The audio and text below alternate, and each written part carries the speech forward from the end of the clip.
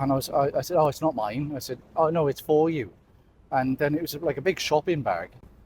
And I said, sorry, what's this for? And it's your gift to celebrate you reverting to Islam. And in it was this like a prayer mat, the Quran, a really nice shirt. Nice. I was like, Wow. so I get all of these gifts.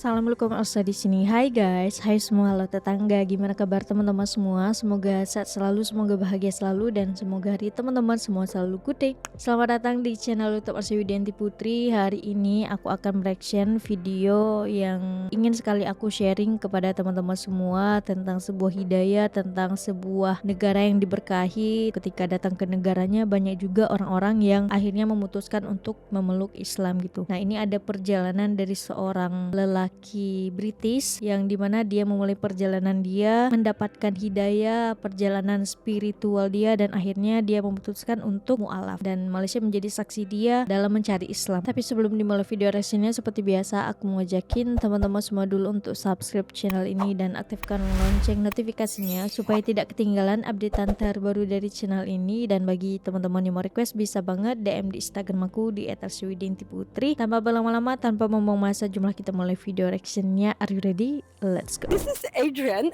and Adrian is from the UK but has been living in Malaysia and recently reverted to Islam. How recent is recently? Recently is November, so that is about 6 November months. tahun lalu, Oh guys. wow, congratulations. And in Malaysia, how long have you been living here for? 6 months. What came first, Malaysia or Islam? Oh, good question. So I moved to Malaysia, and the reason for that was that I saw a good business opportunity with the company that I'm working with, my own business,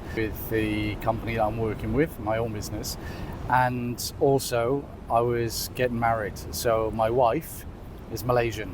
Oh, Malay. Paham, Sorry. Malaysia, Malay. For us to get married, I had to revert. Right. So it wasn't in the top 10 things for me to do. I've been spiritual and always thought that there's something else, but not necessarily given it a name. And when I met Afika, we hit it off, and after a period of time, we discussed potentially moving to Malaysia and moving Oh, things. so you guys met back in the UK? Actually, we met in Singapore. Okay, this Oh, story bertemu gets dengan more and more Chrisnya di interesting. Singapura. So have you lived in Singapore before, or were you visiting? So I was running a conference. I was a speaker in Singapore, and my wife was in the crowd. And then He talks sense. he talks. I don't know if it's sense. He talks. Well, that's actually something I remind her of all of the time, that she paid to come and see me and listen to me. So as part of my journey, we fell in love, and we're thinking about where do we base ourselves. And So you did a long distance in long between? distance, yeah. I was in the UK, she was here, and we were thinking, okay, UK or here or Australia, because I've lived in Australia and I have family in Australia. Hence the accent a little bit. Yes, yeah, the Welsh Australian accent. We decided Malaysia, and moving in together and being part of the family, there's an emphasis on commitment and being Muslim. Right. So we spent a number of months discussing, and I was learning about what it all meant. Right. And it's a lot to take in. It's a lot. Because before you weren't exposed to Islam that much. No. All I knew was you don't eat bacon and you don't drink alcohol. And I love bacon and I love a beer. So it changed. We sat down and we talked about it. Excuse me.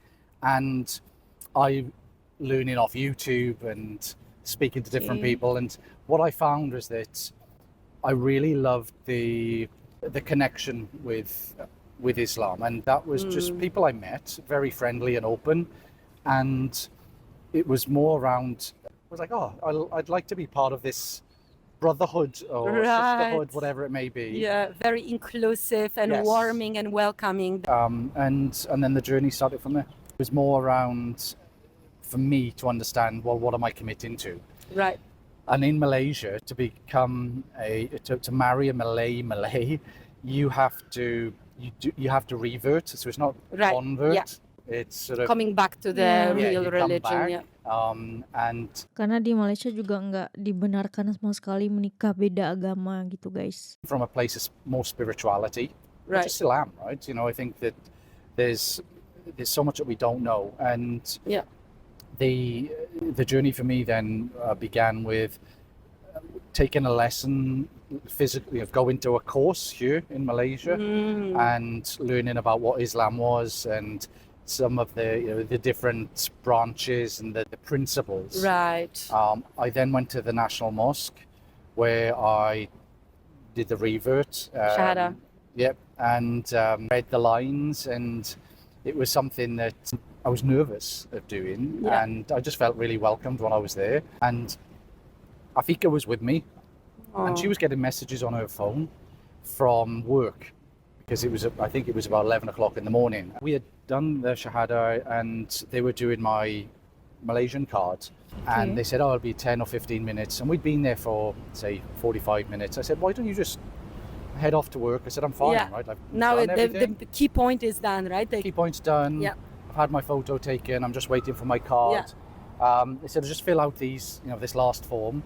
So I filled out this form, and it was general information, but then it said Muslim name, and I was like, "Whoa, my Muslim name!" I'm like, now I'm panicking, right? 'Cause Africa has already left. she's left on right? that time. And Okay. I'm like, I don't know what to put, and I'm like, how is this going to impact me in everything else? Do I have to change all of my? I'm like, I don't even know what. The immediate thing that came to my head was Muhammad Ali, right? Muhammad That's the Ali. only thing I could think of, right? I'm like, I'm going to be called this boxer, and I'm like, I'm not sure. And Dia the bingung, gentleman could nama see yang- that I nama was sort of Islam not dia apa sure. kira-kira My gitu. pen was sort of wavering, and he said, you don't have to put another, or you can come back later. Fill and it out. fill it out or whatever. So I said, oh, okay. So I said, like, it said name Adrian Waters, and then Muslim name. I said, that's right, keep my name, like my name, like just keep my name. Oh, for Adrian now, Waters, yeah. Then I took the form and I gave it to the desk, right? And I left this gentleman, and then there was somebody else going in doing the Shahada, and I'm in the waiting room. Afika's left. I'm waiting for my card, and there's some guy who's an intern or something, right? Doesn't speak a lot of English. He's obviously quite new, and he comes over and he gives me my card, right? And I said, oh, thank you very much. They put the name there. He gives me my card. It says Adrian Waters, Muslim name, keep my name. I couldn't believe it, right? I looked at him and I said, but he goes, I thought it was, he says in broken English, I thought it was strange Muslim name. I said, no, it's not supposed to be keep my name. He's put keep my name as my Muslim name, right? So what is it now? So now it's Adrian Hamza Waters. Oh, Adrian that's a beautiful Hamza. name. Ada kata was Hamzanya. the uncle of the Prophet Muhammad, peace be upon him, and is known for strength, a lion, and steadfast. So, well, that's Nice, good. I like nama those. dia. Resonates. Yeah, resonate. I got my card, and I had it updated with a new name. And then when I was leaving, as I was walking out the door, I said, "Oh, excuse me, you've got this," and it gave me this bag. And I said, "Oh, it's not mine." I said, "Oh no, it's for you." And then it was like a big shopping bag.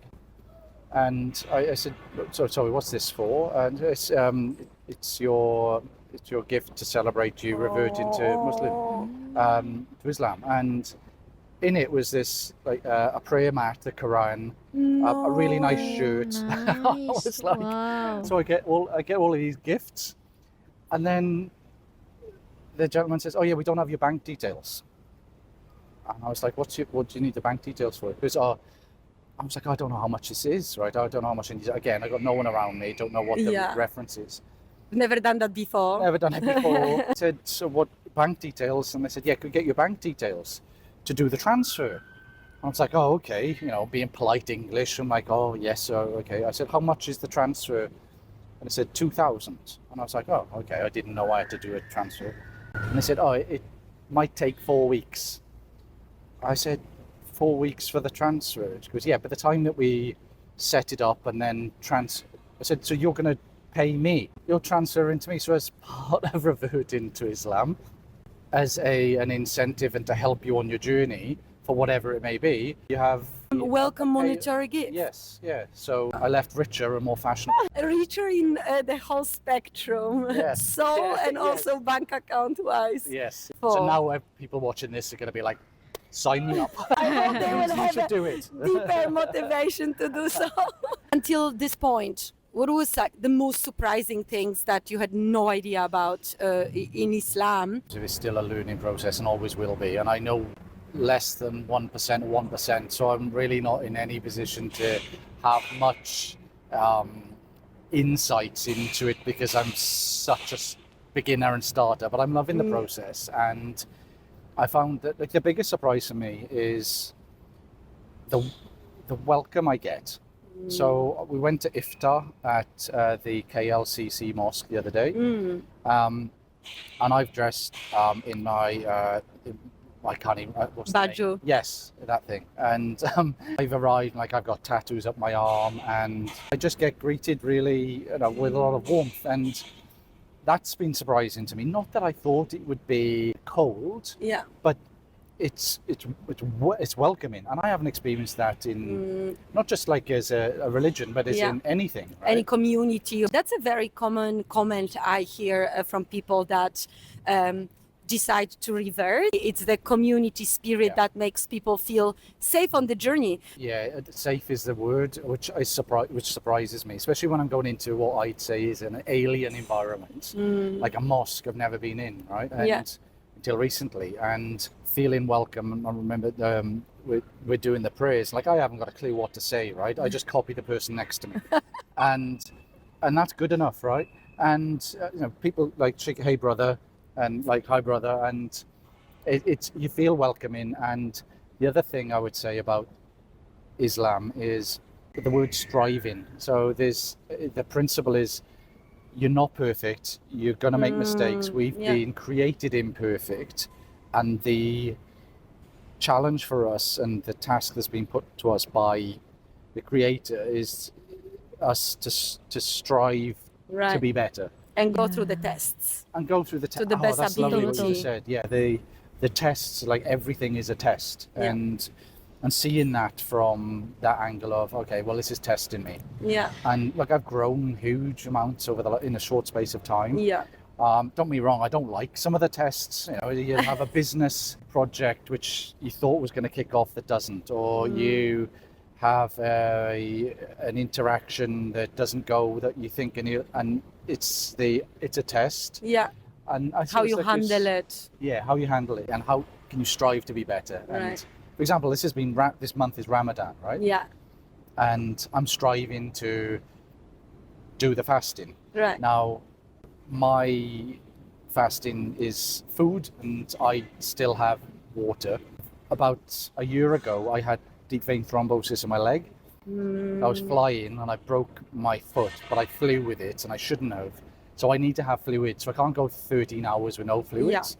But I'm striving. Yeah. And the fact that I'm having water, that's perfectly acceptable and fine, because I suppose what I'm saying is that I'm doing my best. Absolutely. I think that's what striving means. Yeah, and it's your first Ramadan. I think that's one of the key value of Islam, right? Like that improvement, that striving, that learning and doing the best to your ability. You're not perfect, the religion is, but you're not, right? On the normal basis, do you have any situations or any examples or anything else that stands out as a, matsale? You know what matsale is, right? But Muslims are like very surprised when they get the revelation that you are their brother. Yes, so in the gym, there was this guy who was working out, and I mentioned to him something on his technique. So if you don't mind, like just on shoulder impingement, because coaching and that kind of stuff is my background. He said something like inshallah, and I responded. So I saw him in the lift and said assalamu alaikum, and he said, oh, you're Muslim? And I said, yeah. All of a sudden it was like now you're my friend. Deeper connection. Deeper connection. But my journey is I'm learning what's my focus at the moment. My focus is to increase the amount of times that I pray. I'll tell you something. A brother said to me when I was praying, can I just give you a little bit of feedback? And I said, yeah, okay. So when you're down on your knees, you do this. So if you move your hands like this, Oke, diajarkan gerakan sholat ya. I was putting my arms down and my elbows down Ah. like this, and then he said, if you just do this and then make sure it's like you, because Lift the elbow. yeah, lift the elbow, and then look, essentially you could take your hands up off the floor because your head is fully there. What I realized I was doing was child pose in yoga, right? And that's what I was doing. And I thought that was fine. So I'm doing child's pose in a mosque. And the guy goes, just a little tip, right? I'm like, oh, okay. But it was done in a place of, coming from a place of love, right? Right. So I'm making all these errors as I go along, right? But I'm not getting judged for it because I'm striving, and people realize that. And Yeah. Yeah, it was And like- they are very understanding of you learning through those mistakes or Yeah. like innocent mistakes, right? yeah, absolutely. I'm enjoying the learning process as well. And the Quran is not easy to read, like any holy text, right? And especially these days with social media and our attention spans. Yeah. The average attention span is 8 seconds. Yeah. Anything that you want to get in front of is 8. You got a book that's like 1,000 pages, and it's all Yeah. this. It's so hard to consume. Yeah. But I make an effort to read after praying, and I'm like, do you know what? I'm probably not going to get or understand 90% of this, but the 10% I do, it's worth doing it for that. Absolutely. And I think that's the same with most things in life. So I'm learning Basha Malay now, right? I don't understand 99%, right? But the 1% I do, Yeah.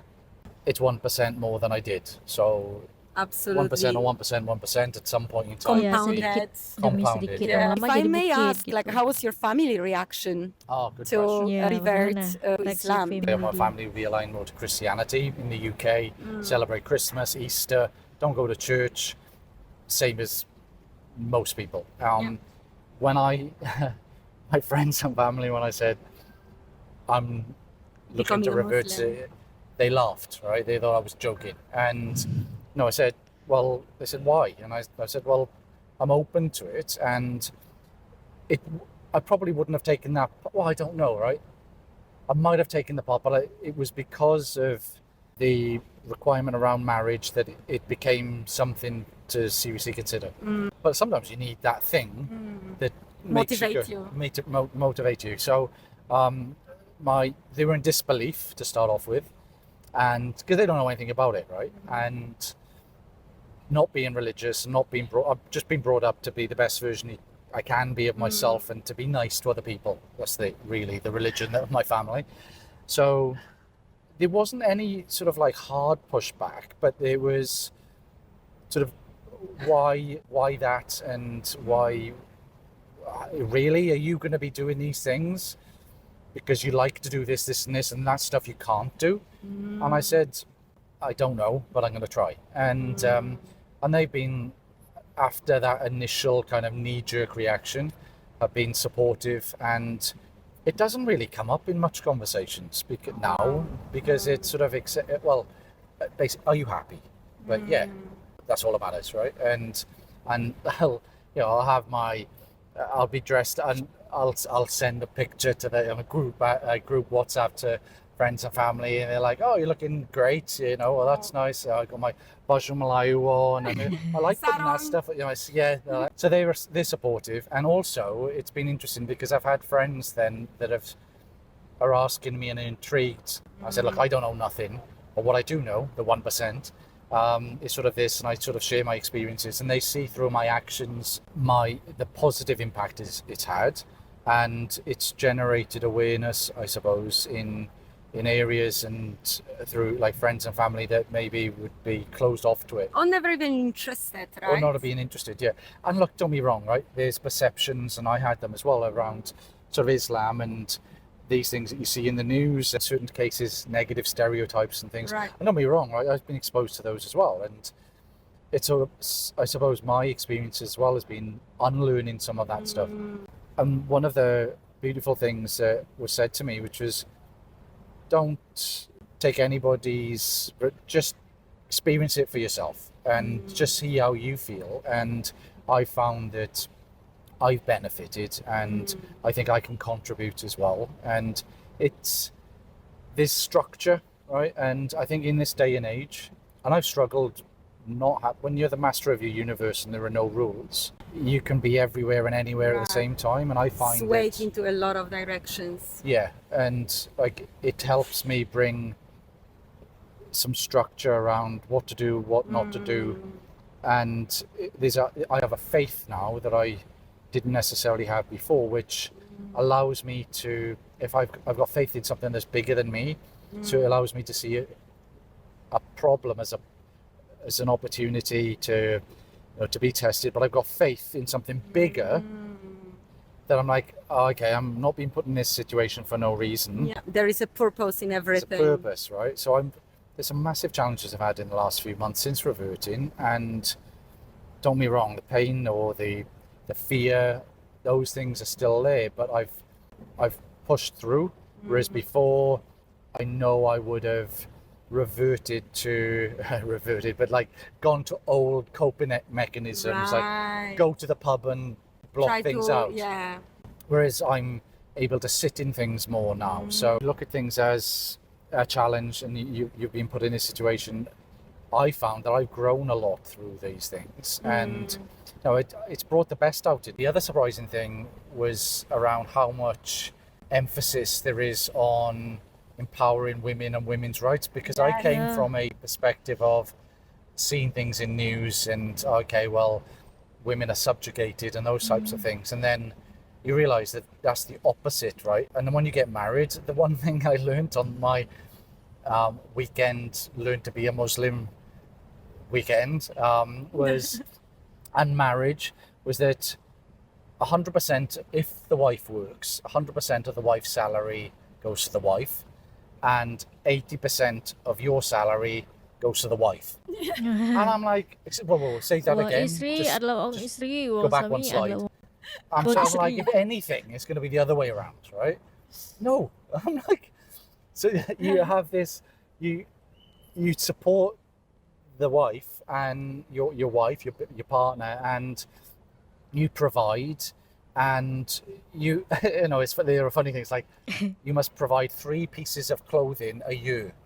Well, I was happy with that, right? Because 3 is a massive I'm decrease. sure your wife is gonna 100x it. Oh, well, yeah, I was like, okay, well, we can go from 103 to 3, but that didn't work, right? I found that the huge emphasis is on the female, and Absolutely.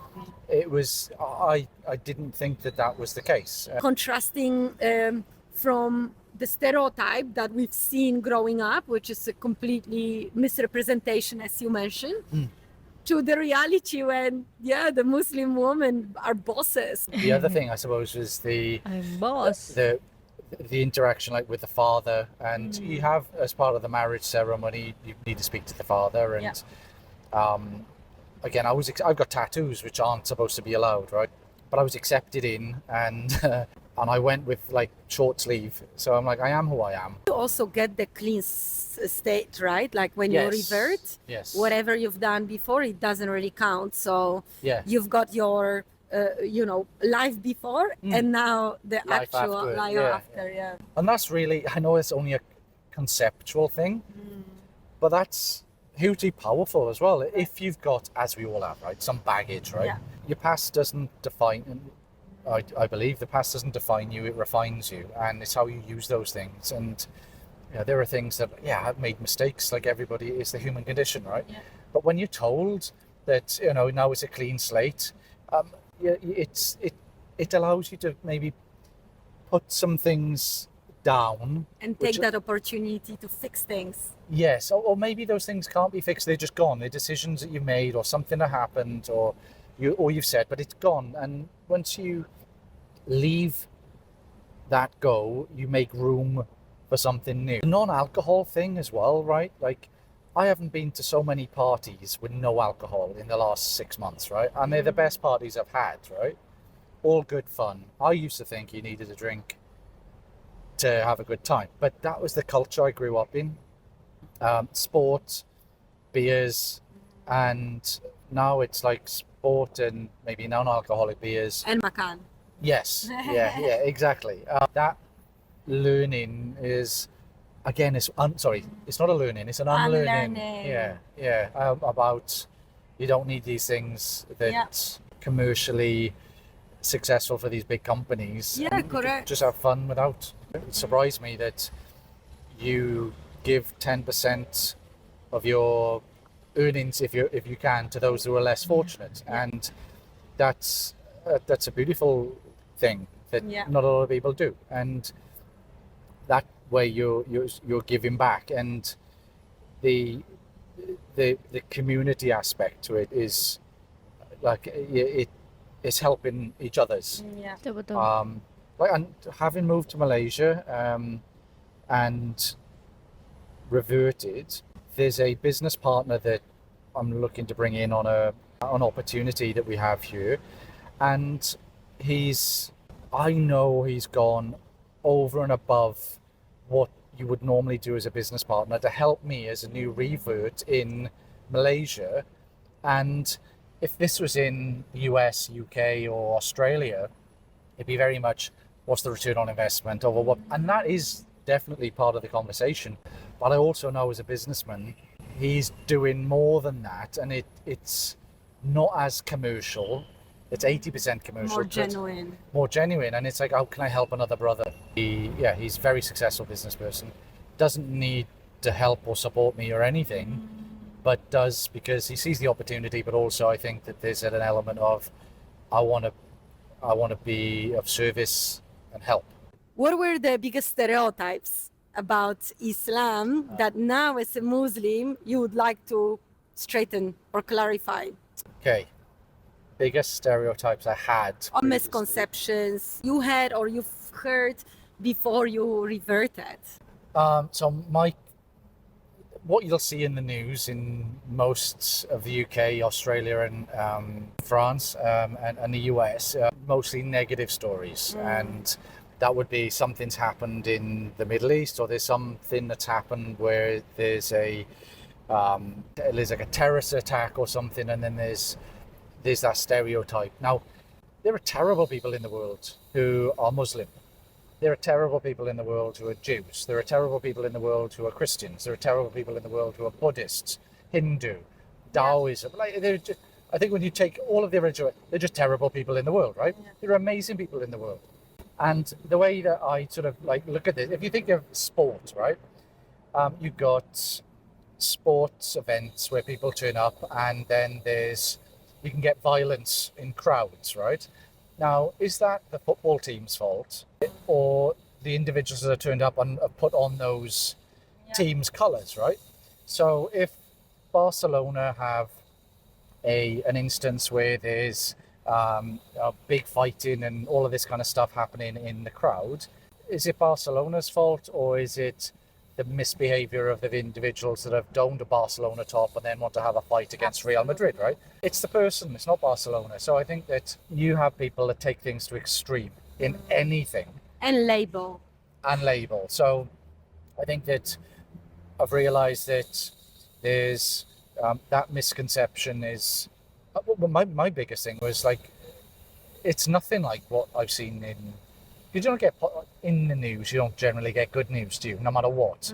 Doesn't matter what it is. It's always just not good news. But I've just found that there hasn't been any negativity about other religions. I think that's one of the misconceptions, is that it's not like you see in the news, number one. Number two, I think that the ask questions is something that's sort of come through a lot, which is, I said, don't just take it from what you've been, like, you should question and you should ask.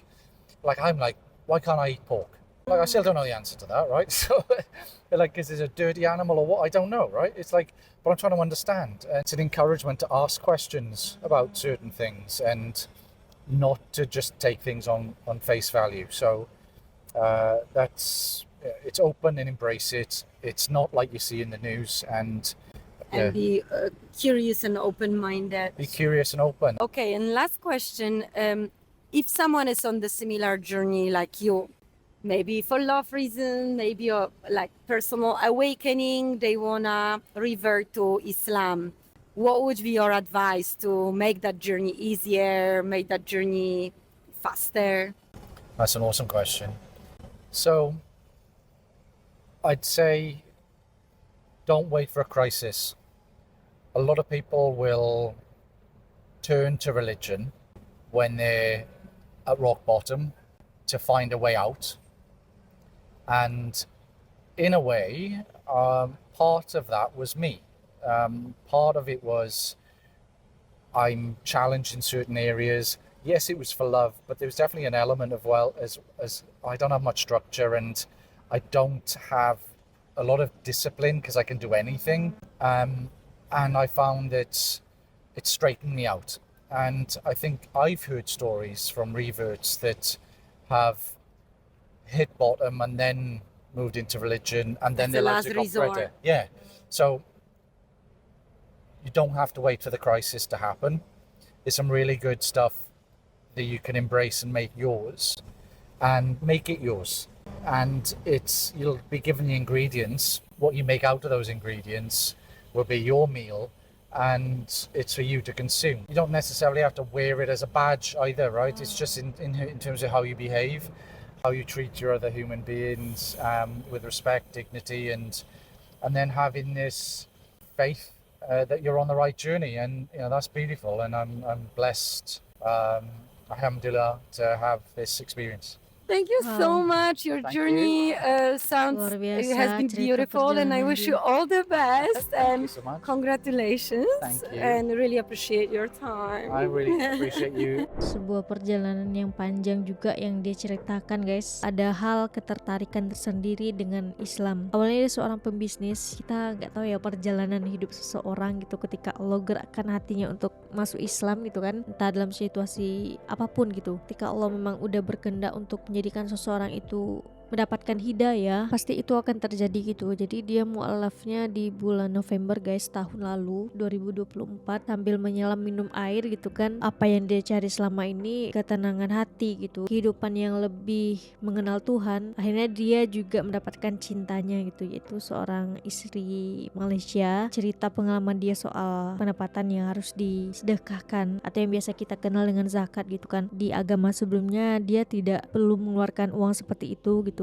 Nah, ketika masuk Islam, mengeluarkan pendapatan dia untuk orang-orang yang memerlukan gitu. Dan itu sebuah pengalaman yang sangat-sangat menakjubkan bagi dia. Dia bisa berbagi kepada saudara-saudara sesama dia gitu, guys. Itu bukan hadiah uang selamat datang, itu bagian dari amal yang disebut zakat. Dia termasuk dalam kategori penerimaan zakat karena dia seorang mu'alaf. Orang lain yang termasuk dalam kategori ini adalah ibu tunggal, orang miskin, dan yang memerlukan. Untuk lebih jelasnya, umat Islam tidak membayar orang untuk kembali memeluk Islam. Betul, menjadi seorang muslim itu diberkahi di Malaysia, diberkahi 2 kali lipat. Sebagai seorang muslim sejati, saya menerima begitu saja segala sesuatunya. Tetapi kisah saudara ini membuka hati saya. Dia menggunakan kata tidak sempurna dan berjuang. Tiba-tiba dilema saya sendiri menjadi masuk akal dan saya mengambil wudhu dan berdoa. Masya Allah. Katakan kepada saudara itu dia telah berhasil melakukan dakwah tanpa sengaja. Masya Allah. Begitulah indahnya Islam. Dalam ketidaksempurnaan saya akan mengingatnya dalam doa saya untuk kesuksesan dan kebahagiaannya, insya Allah. Wah, dia memberikan dakwah tanpa sengaja gitu kan. Jika Anda melihat umat Islam melakukan sesuatu yang buruk, itu bukan karena Islam. Islam adalah agama yang unik dan universal. Islam adalah jalan hidup. Jika seseorang tidak mengikuti dan mentaati apa yang diperintahkan Allah, itu adalah kesalahan mereka, bukan Islam. Semoga cerita pengalaman dari Bang Hamzah ini bisa kita ambil manfaatnya, bisa kita teladani perjalanan beliau yang insya Allah semoga semakin banyak lagi orang-orang di luar sana untuk memeluk Islam gitu. Untuk video kali ini cukup sekian. Bagi teman-teman yang suka sama video ini, jangan lupa untuk like, comment, dan subscribe, dan kita ketemu di next video. Bye bye. Assalamualaikum.